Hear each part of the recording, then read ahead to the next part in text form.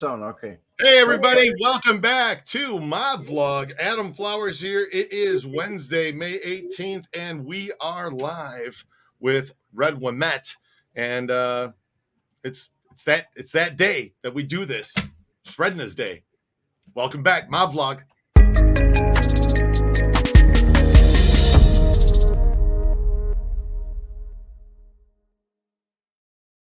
If you've never been here before, let me tell you, this channel right here, Chicago Outift history. That's what we talk about. And of course, we have the Vegas Mob Tour as well, which takes you around Vegas and gives you Vegas history tour. So we also talk about that.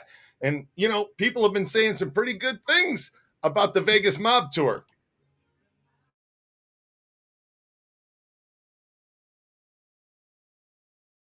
You guys ought to take this tour. It was fantastic. I recommend it 100%. I love the Frank videos. Those were great. Personal stories. Yeah, I mean, personal we were stories. Very close with Frank Cullotta, and you get the vibes. You got to do this. Oh hell, the best part of my trip out here. It's everything about casino that you wanted to see, and it's cool to see it all. This was like fucking authentic. It was amazing. Awesome. Mwah. Oh, unbelievable. Adam is just first class, great information, great tour, fascinating. 10 out of 10. Take the tour, you'll have a great time. You're going to learn a lot, you're going to have a fun time too. Absolutely great. It was awesome. I would definitely recommend it. It was good to learn about the history. It was awesome, man. I enjoyed it. Fantastic. I loved it. What'd you think, Mo? It was great. Yeah. It was a lot of fun. Great, very informative. You come to Vegas, make sure you do this tour. It was great. It was awesome. It really Highly was. recommend. Amazing. I'd do it. I mean, hey, Red Wemette, how are you doing today? I'm doing great. Awesome. It is it's good to be alive. It's good to be here. I see all the Perscribers are hanging out. If you're new to Mob Vlog, you've never been here before, we talk about Chicago history, Chicago mob history to be specific, and its ties to Las Vegas and mob in general. But we try to stick to that. Now, if you hang out long enough, there's always an after party where we sit on Red Wemette's channel and we just, we talk about this, that, whatever. This week, we're talking about The Offer. If you guys haven't watched that on Paramount Plus, you need to check it out. Now, Red. Yeah. How are you? I'm great. It's 95 degrees here, but I'm great. 95 outside. Hot here, too. Supposed to be 100 tomorrow. It's first. Yeah, that's what they told us, 100 degrees tomorrow. I said, oh. Out on the mob tour, it's been external temperature 95. I've seen it as high as 100 and 118. I think I posted to somebody the other day. I think I couldn't believe it was that hot, but that's the heat radiating from the ground. So hello everybody and welcome into the room. Cindy Workman's here. It's good to see you, Cindy. I hope that you're doing well. Can't wait to see you when you come out to town next. Miss Can't Be Wrong, Catherine Guerrero. Hey, happy birthday to James Guerrero. It was just his birthday the other day. William Kirchmayer, good to see you, Bill. Scott H., Joe Clark.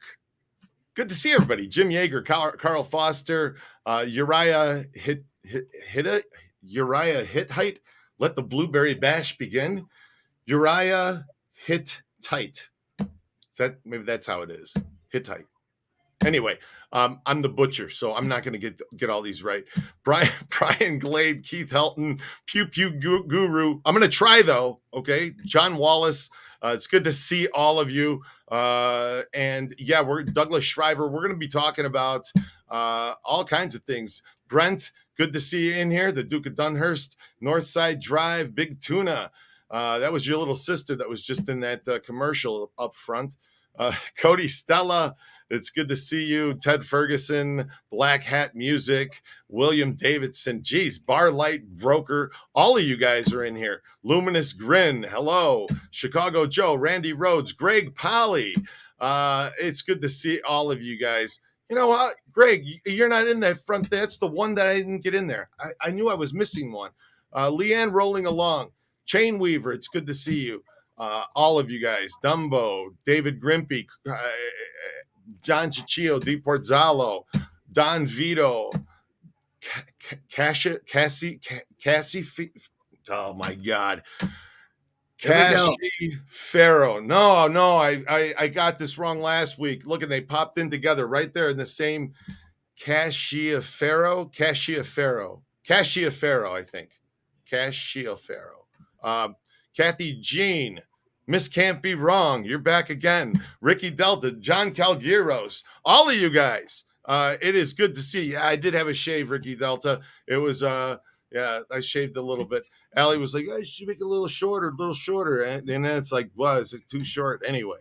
So, guys, Bobby Bag of Donuts. Hey, everybody, wake the fuck up. You know what I mean? It's got Frankie on the back. You guys, if you want one, click on the coffee cup down below. Zol Karen, it's good to see all you guys. Now, the big question, the $1 million question, Red. Did Lefty Rosenthal go up to the baker in the kitchen, the cook, and say, I want an equal amount of blueberries in each muffin? Yes. And there was somebody present that at the table that he was sitting with, and they were having blueberry muffins. And the guy said, he looked at it, he said, how come you got all the blueberries and I don't? He said, and he went right to the kitchen. So, according to historyversushollywood.com, did Sam insist on having an equal number of blueberries in each muffin? And I think I read this somewhere else, okay? But according to Nicholas interview with John Drummond at one time, John Drummond asked him about that particular scene. I don't know where the interview's at. We looked for it last night. We couldn't find it. We did. We looked for the interview. We couldn't find it. But the author of the book, Nicholas Pileggi, who wrote Casino, said Frank Rosenthal was extremely meticulous. He did regulate the number of blueberries per muffin, with each muffin containing at least 10 blueberries. Now, that's out of the New York Times. That's what I'm showing you guys right now on the screen. So that's from the New York Times that he did that. I don't know. Nicholas Pileggi, though, he'd have talked to Lefty Rosenthal, and Lefty would have told him that. You know, that's some information he would have got. He did consult on the movie, so that's what I'm coming up with. Now, in other news, we got more information about this body in a barrel out there in Lake Mead. They found a bullet, right? They found Kmart shoes. Greg Froman, what'd you think of the offer episode this week? Hang out for the after party, Greg. That's all we're going to talk about is the last episode of the offer in the after party. Stick around. Was this at the Pepper Mill? Cindy Workman, was this at the Pepper Mill? No, it was not. No. It was in the Stardust. You talk about the muffins? Oh, that was at the Stardust. Yeah, that wasn't at the Pepper Mill. No, Lefty didn't oversee the Pepper Mill. He oversaw the Stardust. What casino did the Blueberry Affair take place? Scott H. That was at the Stardust. That's correct. That's what they showed. So Barlight Broker, what kind of shoes? Kmart sneakers is what they found on the guy in the barrel. Kmart sneakers. And I have a theory about this. Go ahead with it. I have a theory. I just told Adam. Who wears sneakers? Who wears sneakers? Somebody that's getting on a boat. They don't want to slip. Could be. Especially back in the 70s. You got a body in a barrel, though, you know.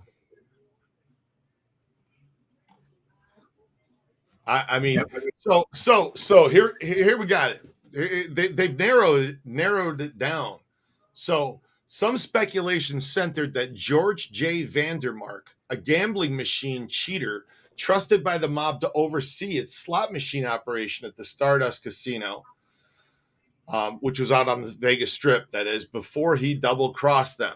The mob wanted him dead, but we doubt that it's him in Lake Mead. No, Nick Calabrese testified they buried him on the desert.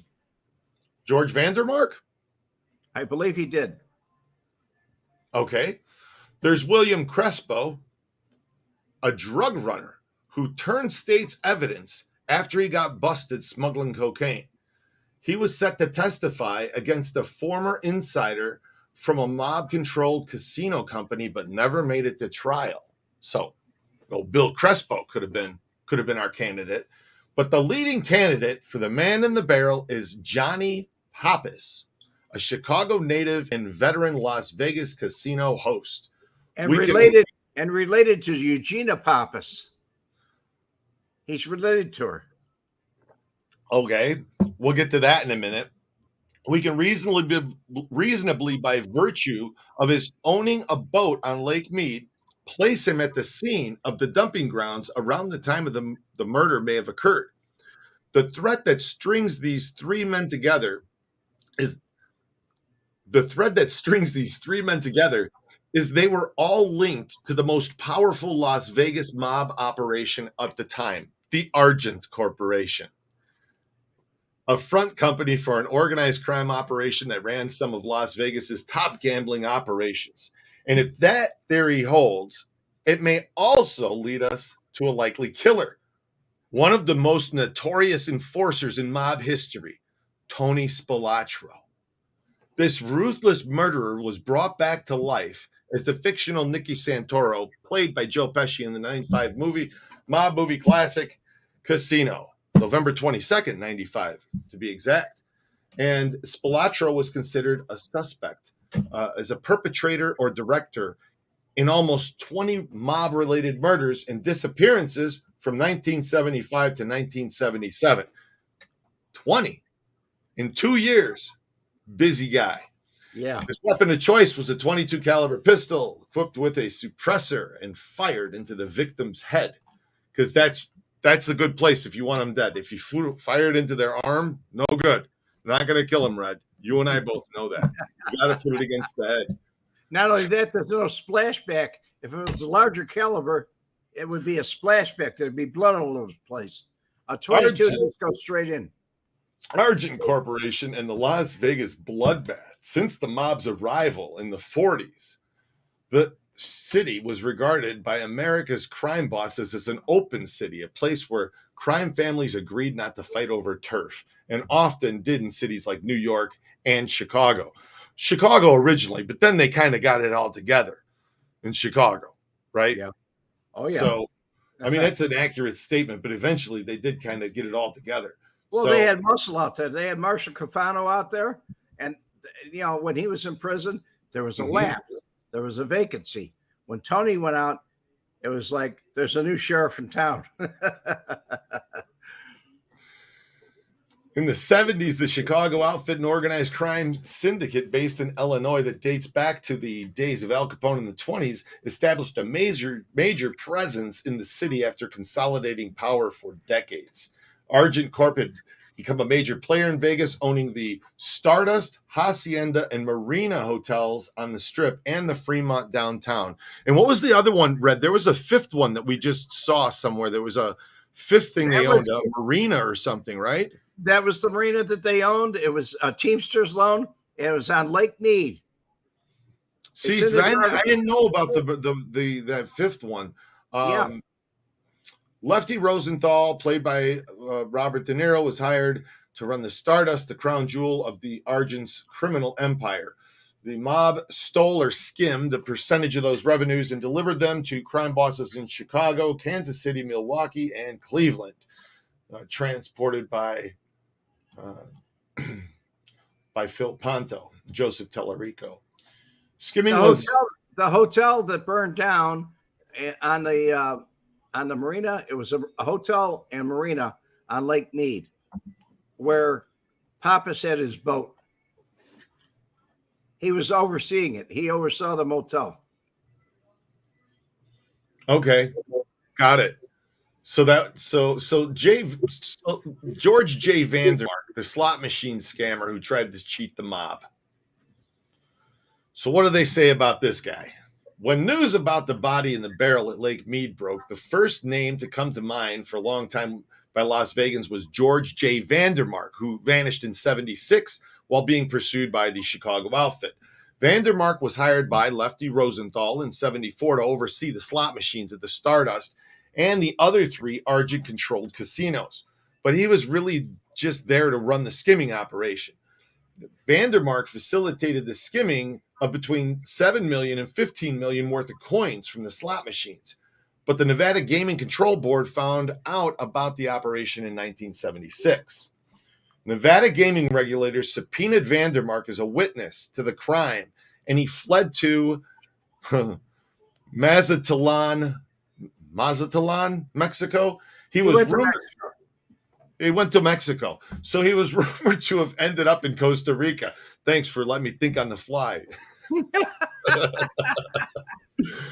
It got worse for Vandermark because the outfits suspected him of only giving them $4 million from the skimming operation and pocketing $3 million for himself. See, that's not, even though he gave them the bigger portion, it wasn't enough. Right? You know what I mean? He gave them almost took half. He almost took half, man. that wasn't enough. It was more than half. For a while, Vandermark's son Jeff, who was working with the gaming board, figure that, communicated with his father, whom said he might be willing to return to testify. But Vandermark was last seen at a Phoenix hotel in September of '76. He never made it to trial. Joey Hansen. In Casino, the character John Nance, loosely based on Vandermark, is hiding out in Costa Rica, where he is located and shot dead by a mob hitman armed with a .22 caliber pistol. They left out the fact that the hitman was really the real guy who did the murder in Las Vegas, Frank Cullotta, and he played himself in the movie, shooting the guy in the head. It's the only time in history, Nick Pileggi said it, it's the only time in history that the murderer played himself in the movie, recreating the murder that they did in real life. It's the only time. Except it didn't happen in Costa Rica. It happened right in Las Vegas. No, it happened on Rawhide Avenue in Las Vegas. So, yeah, it's crazy. Hollywood at its best. Crazy. That's crazy. This could never happen. Anyway, you want to hear about that? Take the Vegas mob tour. I haven't looked at the comments. Let me look at the comments for just a second. Hold on. Frank Schweiss knows about the barrels. Joseph Brennan. Sorry, we had a member throw something up there. Jay Murphy. Jay Murphy's a new member. Hey, yeah. Jay. You know Jay's what? a friend of mine on Facebook. You know, we follow us all the time. I couldn't believe I got a message from YouTube the other day. We have more members on this channel now than we've ever had. It keeps growing. People keep joining it. If you join the channel, you can see some behind the scenes footage stuff that we've put up there, and some Frank renewing Cindy Workman's vows inside Tony Spilotro's house. Frank Cullotta renewing the vows. It's something to see. But anyway, if you subscribe to the channel, if you join it, then you can just unjoin it. So hit that like button today, folks. Hit that like button. Yeah, hit the like button, guys. If you're new in here, hit the subscribe or the perscribe, as we say it on Moblog, and hit that button. And if you guys come to Las Vegas, you have to take the Vegas mob tour. You just got to do it. It's a lot of fun. You see all the sights of Las Vegas, and yeah, we're putting up a new commercial pretty soon about the mob tour. So yeah, you guys gotta go. Even Greg Polly went. Greg loved it. Hey, everybody. We're here at the Tuscany. Just got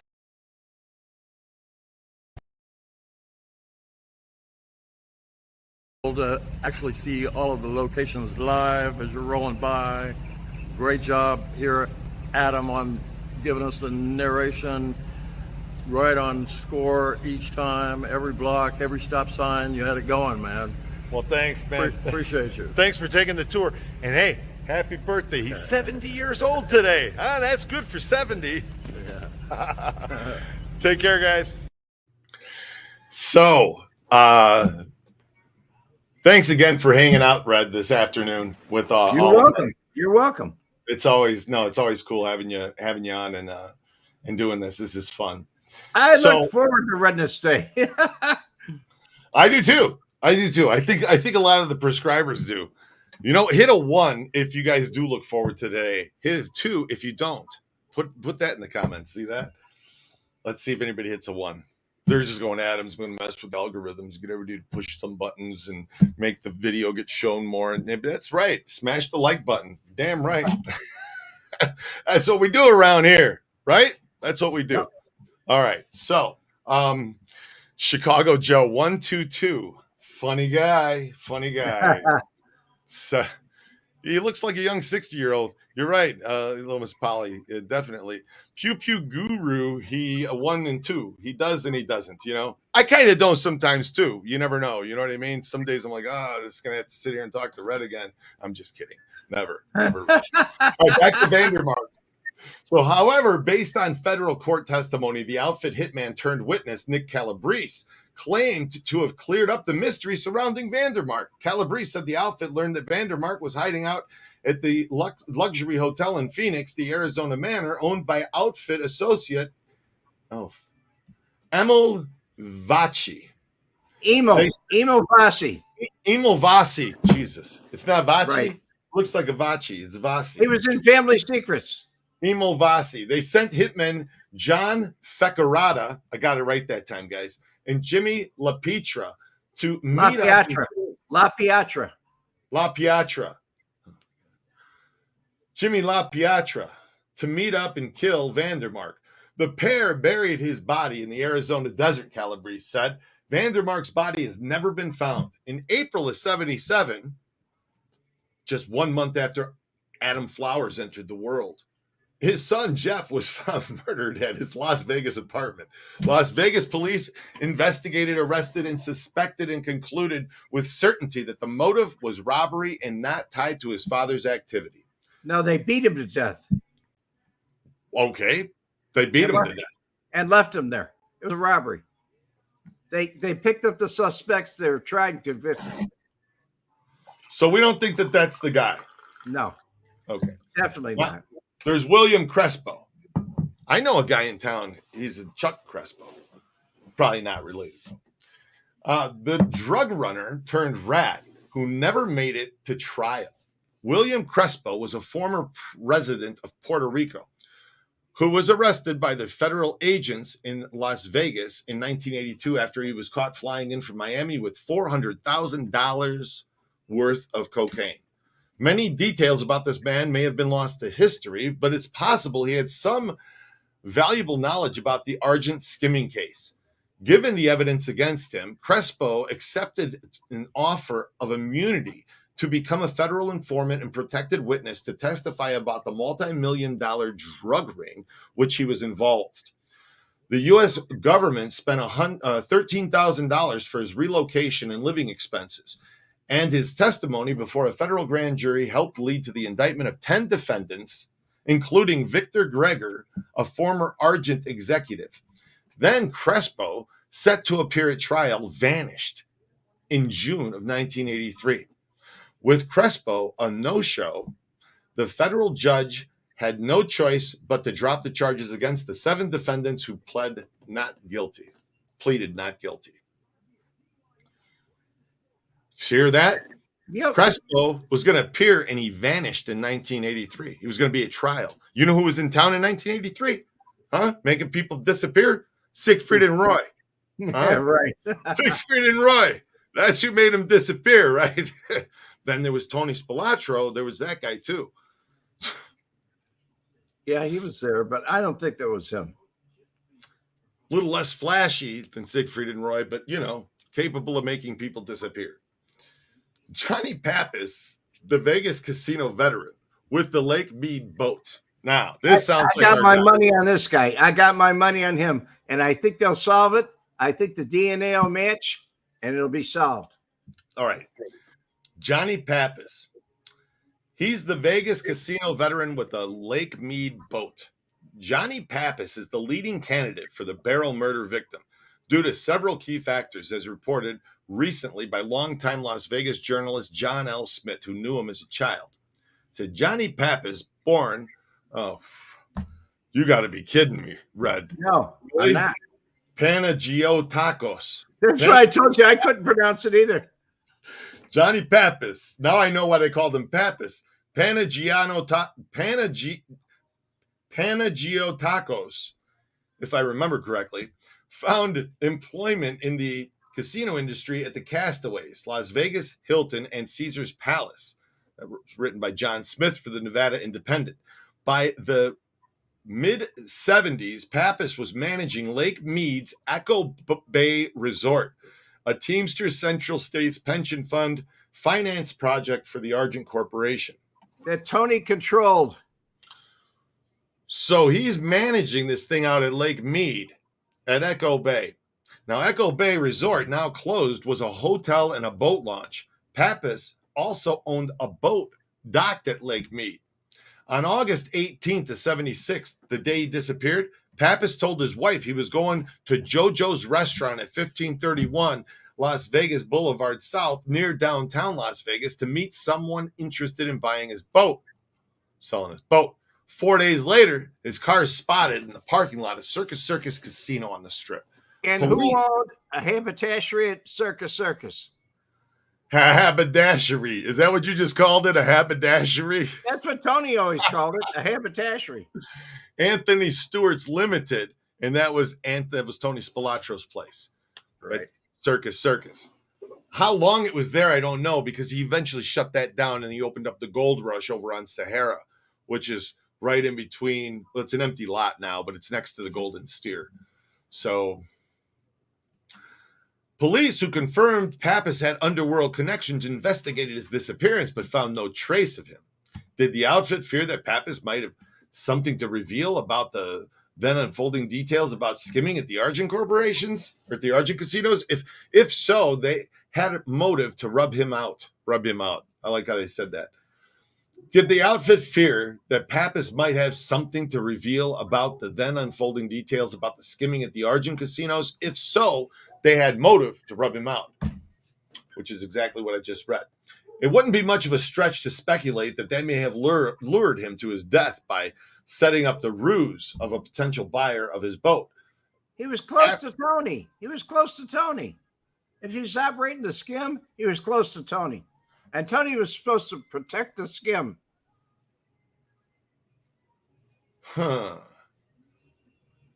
After he was theoretically killed and shoved into a barrel, it wouldn't have taken much to dump his body, perhaps using his own vessel. And then they go on to talk about Tony Spilotro, which we're going to get to. They found the vessel. They found the vessel, his vessel at the bottom of Lake Mead. Oh, my God. Murray Sawchuck. Street Stories. The guy in the barrel is Murray Sawchuck's hairstylist. Stop it. Murray's a nice guy, Anthony. Come on. Anthony, I love you. What does he say? I think he said something like he dropped the Viagra in his shampoo or something. And Anyway, when did Frank show up in Vegas? I heard Frank was only there a year and a half. Scott H. So he showed up in 78, late 78 until 82. So almost 4 years, about 3 though, if you kind of cut the front and the back off of 82 and 78. Frank was not into heavy work. I mean, he did some, but that wasn't his forte. His forte was being a thief. Right. How deep is Lake Mead? We'll talk about that in the after party. You guys can go click on the link in the description. It'll take you to the after party. When we're done with this, we go on to Red's channel and we sit there and we talk about different things. We're going to talk about the offer and we're going to talk about how deep Lake Mead is and all of that. It makes sense that Tony did it. It does. It really does. Lake Mead's 150 feet down. It is so far down that the first water intake is now above water. So water can't get into that intake, drinking water for the city. Time to dig a well, a deep well. A few years ago, I remember about 15 years ago, them going, hey, this might be a problem, right? And so they put a new intake. They went all the way out to the middle of Lake Mead. They went down and dug, and they put a new intake way at the bottom. Down at the bottom of the, where if you're going to drain something, you'd put the drain. You'd think they would have done that right off the bat when they built the thing, right? Geez, if we ever have to drain this, we need every last bit of water. We were down at the bottom. So, South Side, Adam, off topic. Did Frank ever know or do anything in Calumet City? If so, what? And if you're new to the channel, you're just coming in, we're talking about Frank Cullotta, which you guys can go to the playlist on this channel. He did a big score out there in the Coffee with Cullotta playlist and watch some of the Frank Cullotta videos. Yes, the very first burglary. Let me get my words right. The Major first one. burglary that Frank Cullotta did in Calumet City. They stole a bank from a bank. Joe Lombardo was with him and a couple other guys. Tony was there too. Tony was there too. And they tunneled down underneath in Calumet City, underneath from one building they broke into. They then dug through the floor and across to the bank and through the wall and then into the vault. And they busted open all the safety deposit boxes. He said they stole $750,000. And they were supposed to kick that 20% up for a street tax to the outfit bosses. One of the guys didn't, and the outfit snuck up the fire escape. Those fire escapes on the buildings, went into his bedroom, killed the guy. So that's what happened. Wake the fuck up. You want to wake the fuck up? That's Frank on that side. Oh, wow. Click the link in the right under the video, the merchandise. It's right there. Great pictures in the book I've never seen. Red, great pictures in the book I've never seen. Thank you. There are some good pictures in that book of some different characters. And in Red's book, that is. Go to redwemette.com. You guys can go buy Red's book. If you haven't, Red, if you guys have never been here, no, you know what? Even if you've been here for a long time and you've watched this, Red, tell us all who you are in less than 60 seconds. That's a hard thing to do. 60 seconds. The clock is running. I became an FBI mole in August of 1971. Before that, I tended bar at most of the outfit joints, Rush Street, Wall Street, all the 26 bar where they had 26 girls and strippers and a little prostitution going on. But I tended bar there. And basically later on, I decided to pull the plug on the operation. I got too deep. I knew too many people then. Joey Lombardo, Milwaukee Phil. There's a whole list of people that I knew. And so what happened? All bosses. They were all bosses, capos or whatever. So after I photographed Frank Schweiss talking about the murders that he committed in my living room, videotaped it, I decided to pull the plug on the operation and leave. And Adam has a couple of those tapes. So a few. Yeah, Red brought him out here. Red brought him out here. And we still have to transpose a few things. Still put some, it's hard to hear the audio because they're old. It's really hard to hear the audio. And that's what, and not only that, he speaks in euphemisms. He speaks in euphemisms. That's it too. The guy, the way he talks. So Red and I have to sit down and really go through those, transpose them, and put the words, the captions into the. Even Google couldn't transpose this stuff. So I'm serious. There's so many, like you said, euphemisms. I remember the words though as we go through them. So we'll go through them together sometime. Scott H., I remember Frank talking about that robbery. Yes, would. He did. That was it. Too funny. Thank you. You're very welcome. I'm glad that you enjoyed that story there. Thanks for asking it. Thank Frank all of you. And Adam, thank you for mentioning the book. A lot of people have liked it. No, yeah, Red's books are great. You guys got to get it. Get an autographed copy from him. Unless get an autographed copy, unless you live overseas. Because if you live in England or something like that, I'm going to have to send you an invoice to ship it. But anywhere in the continental United States, Puerto Rico, Hawaii, that's okay. I just shipped a couple of them out to Hawaii. Yeah, Ted Ferguson, maximum water depth is 590 feet at the dam. I'm from Tennessee, and that sounds crazy, so I looked it up. Ain't no water that deep around here. LOL. 590 feet is the depth, and it's down 150. But if it goes down, I think it's 175 feet. Then we're in deep shit. Then we're going to have serious problems. But you got to think about that, okay? So for the water to go down, right? Think about this, Red. It's a canyon, okay? It's like a bowl, right? And when you're draining that and it goes down, at first, it goes down slowly, right? And then when it gets like closer and closer, goes down quicker. Goes down quicker. Increase, yeah. Right? Right. Because there's less volume. So you have less time now. Yeah, exactly. Okay. Ryan Brown, Red, going to dive into your book tonight. Great dedication. Very well written, Red. Also, picks are great. So everybody's enjoying Red's book. Thank you. Be sure to buy Red's book. Mr. Cullotta, was Mr. Cullotta fluent in Italian?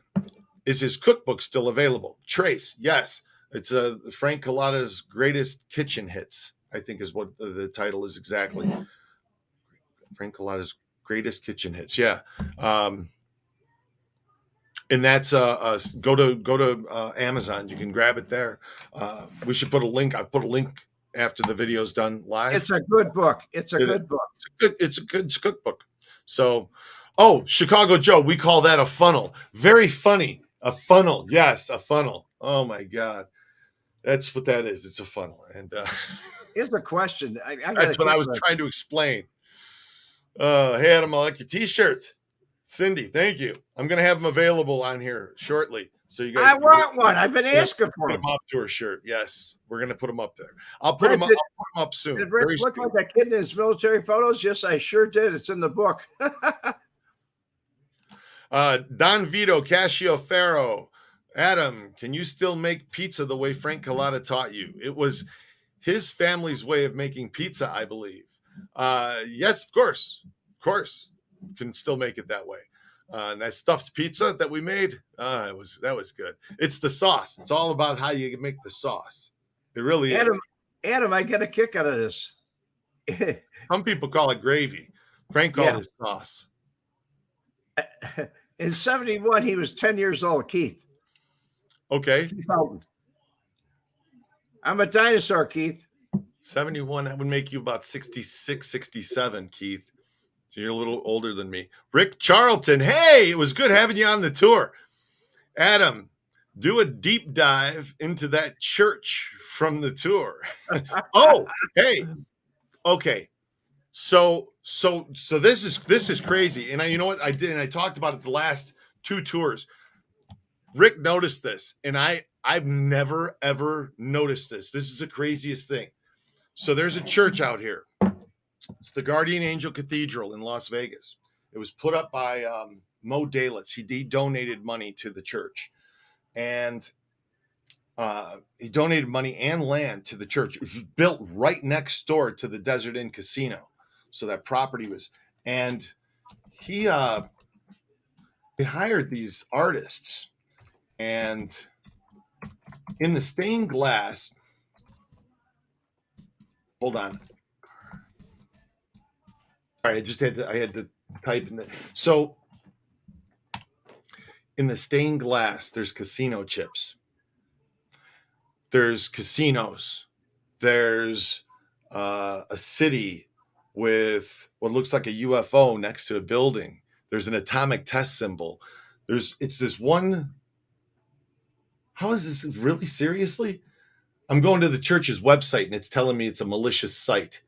It's coming back telling me this is risky to go there. Wait, this is serious. Don't go. Really? And look, no, what I want to tell you guys is, like, not only is that in the stained glass, the front of the church, there's a tile mosaic. And I'm trying to pull this church up so I can show you a picture. The Guardian Angel, yeah. Vegas. That's it. I know that's the church's. Let me just see if I can bring up some images of the front. So at the top of the church, at the very top, I've never noticed it before. Maybe you guys will be able to see this in this photograph. Maybe you won't. I don't know. I'm doing this on the fly, everybody. So just bear with me for a second. And while I'm doing this, Rick Charlton, since he asked me to do this, was just on the tour, and thanks again for doing it. I appreciate you, and it was a lot of fun having you with. Okay, here it is. So take a look at this, guys. The front of the church is depicted the Ascension of Christ in a tile mosaic. There it is. And from what I understood, that at his feet, originally, the artist depicted dice, and the parishioners didn't want the dice on the church, so they had him remove it. Then they asked him to change it out, and so the church did. They hired the artist to change it.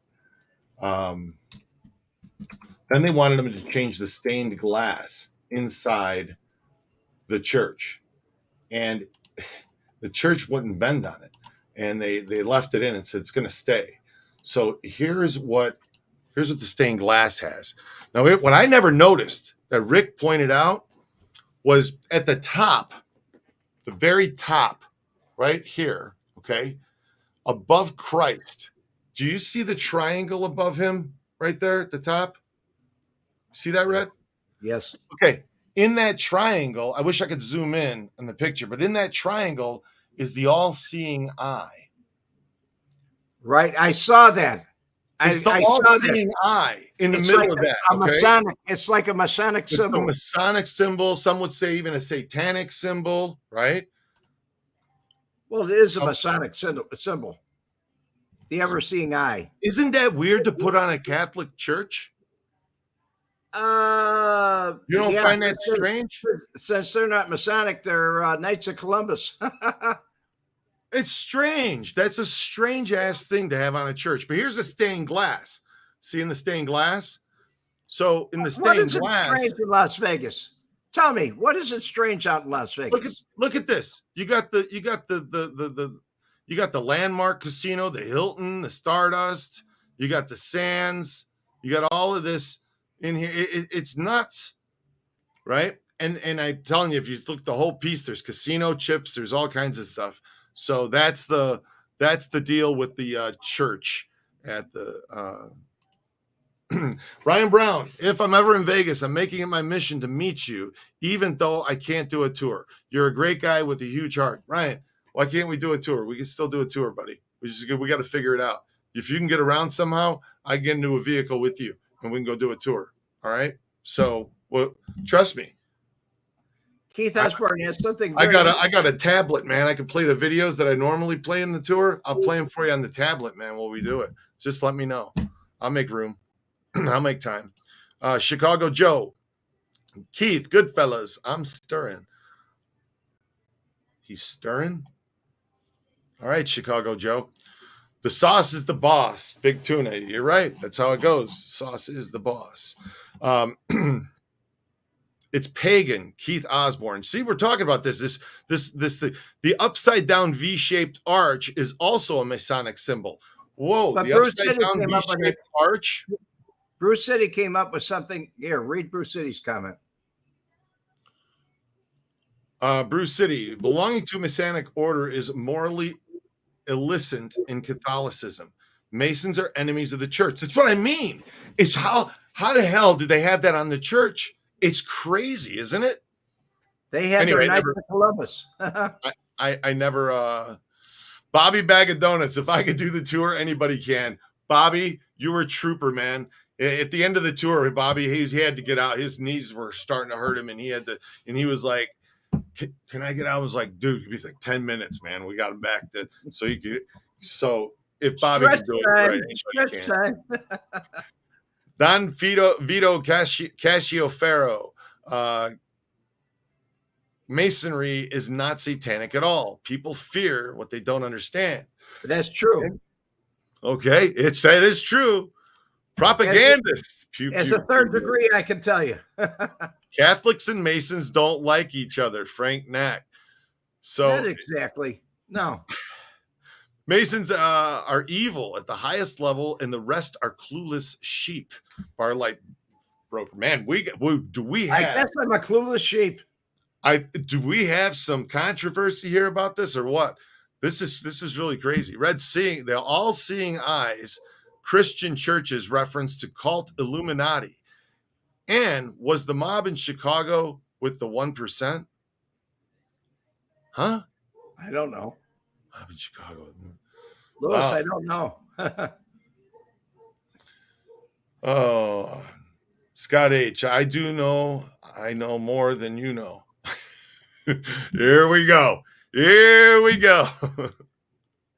That's true. The Pope says Masonic is not compatible with Catholicism. One of the old popes said that. The And that's when Masons they used started to Knights of build, Columbus. the Masons used to build churches. Big Mo. Masons are not satanic. No. Fear the bears. I like your moniker there. To deter Catholic men from joining Masonic orders. Okay. 1% bikers. No. Don Vito Cascioferro. Masons are not like any other people in society. You get good people and bad people. They have secret handshakes too. There's a lot of secrets to it to let you know if you're a member. I think I met a Mason once that was trying to figure it out if I was a Mason. Yeah, me. No, when I went to shake the guy's hand, he took his finger and he rubbed my palm right here with his finger when he was shaking my hand. And I think that means like, and then you're supposed to do something back if you're a Mason. I don't know. Yeah, but the easiest way to find out is ask them if they're a traveling man. And if they tell you they traveled to the east as far as they could go or whatever, yeah, that's how you're going to find out.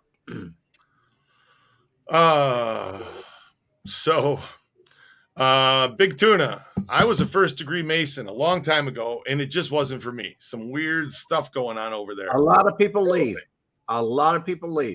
Yeah. Okay, you guys this is crazy. The mural, an artist's signature in art, is interpreted by the individual in their own way. All right. Art is art, right? It's to what somebody thinks it is. But church art, you would think would be having to do with church, right? You're saying it doesn't, I don't know.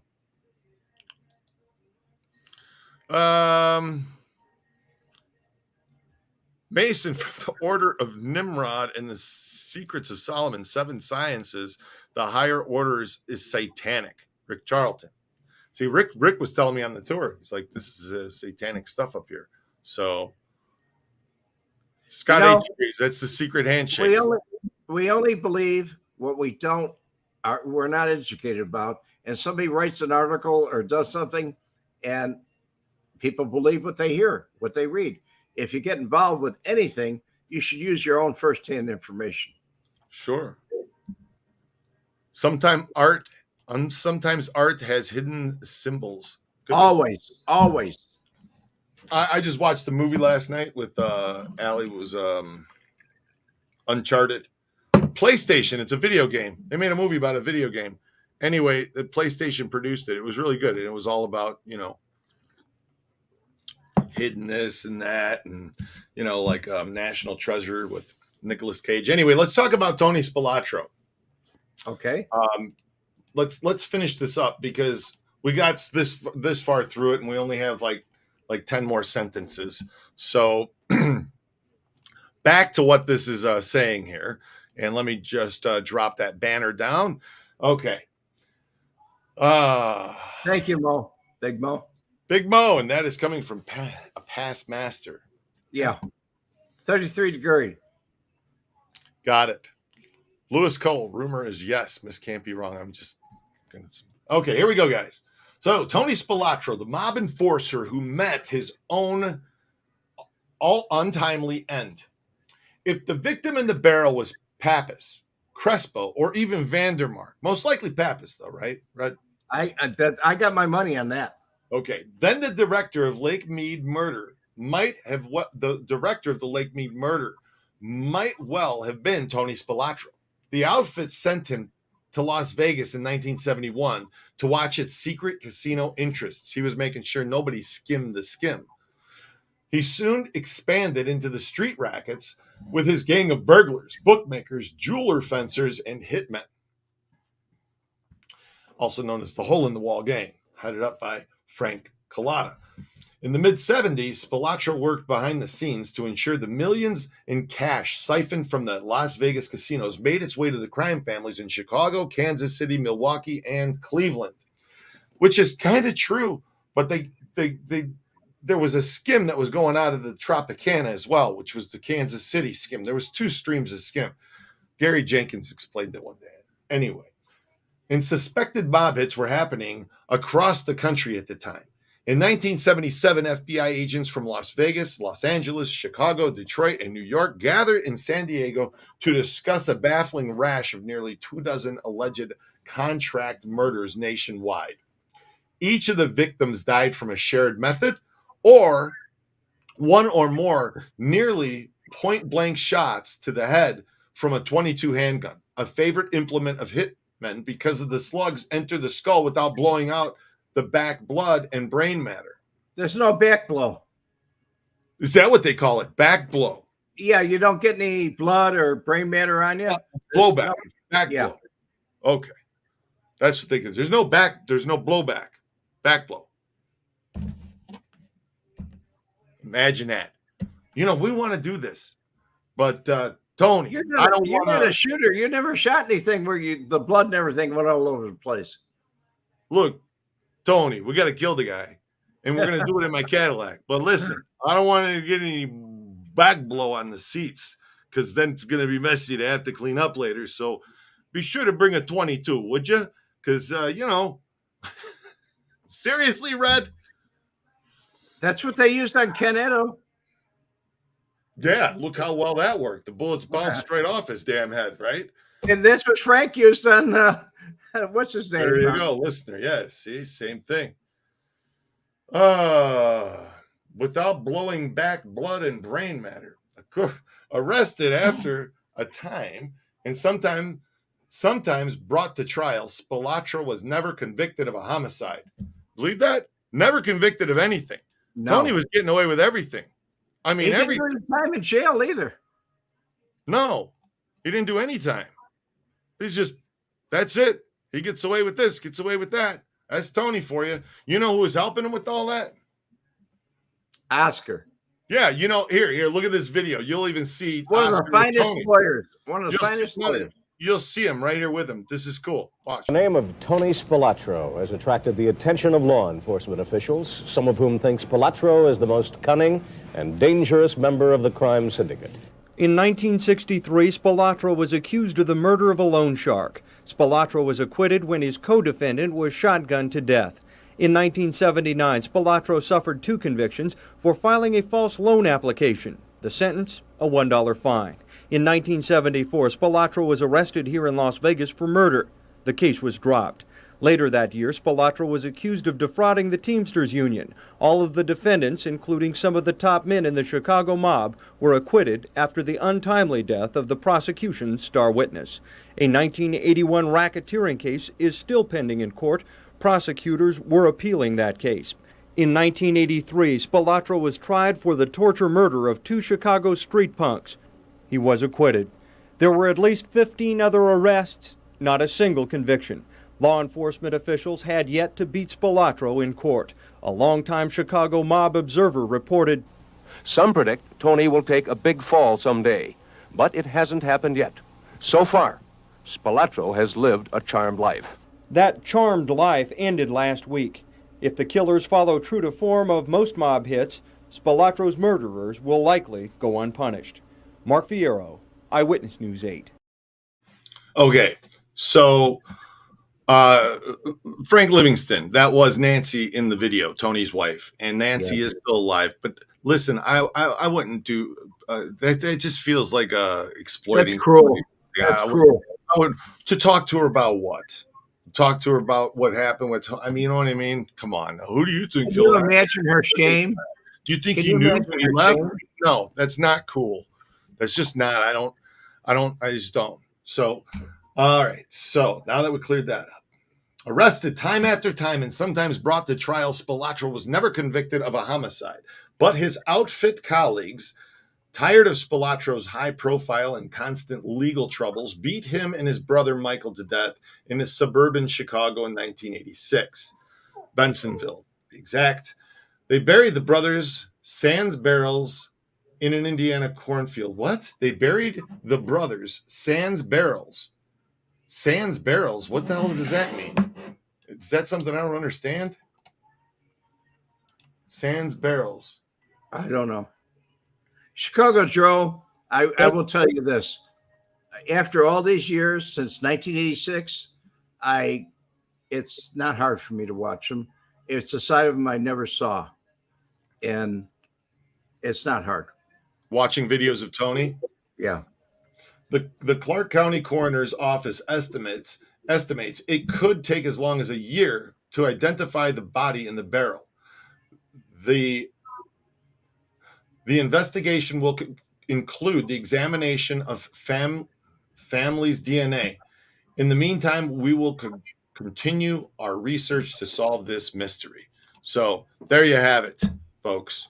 That's the story, and this is the comments. You guys have some new comments. I missed a couple here. CW saw the new. Come on, why isn't this popping up? Comments. CW. Sorry, guys. There we go. Saw the new American Gangsters about Giancana. I heard Rika scolded Accardo for Giancana's high profile. Any truth? Yes. Where are the FBI tapes from the 60s? Ha! Destroyed. Destroyed. Gone. So let me see here. I saw something the other day, and I said to Red, I said some of those were illegal wiretaps and recordings made by Bill Romer. They didn't have a court order to tap the phones. Okay. So